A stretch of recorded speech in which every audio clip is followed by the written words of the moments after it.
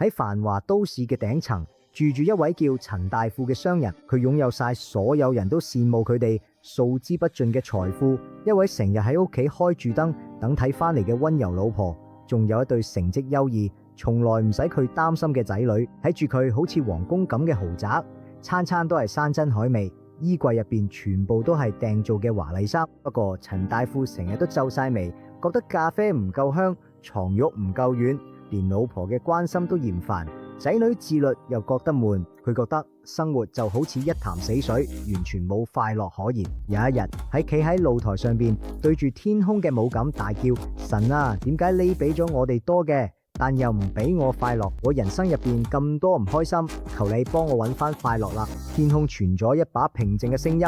既然你覺得呢啲咁令你嘅痛苦，我答應你，聽日開始我會俾你真正見識咩叫快樂。第二日醒咗，陳大富驚恐咁發現自己佢嘅冰冷嘅街角，豪宅唔見佢，換咗佢只係爛紙箱，貴價絲嘅睡衣變咗做臭嘅爛布。佢哋揾老婆同埋仔女，但發現呢個世界嘅人識咗，佢變咗一個孤零零嘅流浪漢。接住落嚟嘅3個月，陳大富經歷咗地獄咁嘅生活，佢要喺垃圾桶入邊揾嘅殘渣剩飯，只係為咗止住個肚嘅抽筋。寒流攞嘅時候，佢淨係可以縮咗公園長凳上，任由寒風刺骨，成晚都睇唔到。佢行過路邊，望住喺窗入邊嘅家庭一齊食飯，望住佢老公攞住老婆隻手，望住佢細路喺度嘈住要買雪糕。呢啲就係冇以前覺得好平常嘅場面，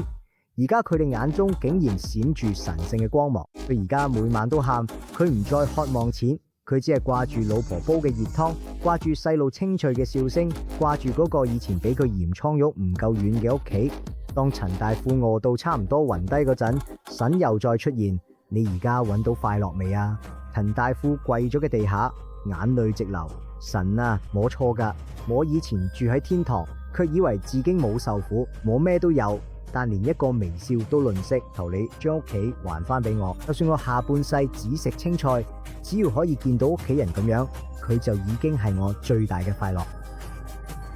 陳大富猛然張開眼，發現自己佢嘅豪宅寬敞又柔軟嘅染上，陽光灑入房入邊，老婆推門入嚟，溫柔嚟講：老公，早餐整好啦，快啲起身同個小朋友一齊食啦！陳大富衝落嚟，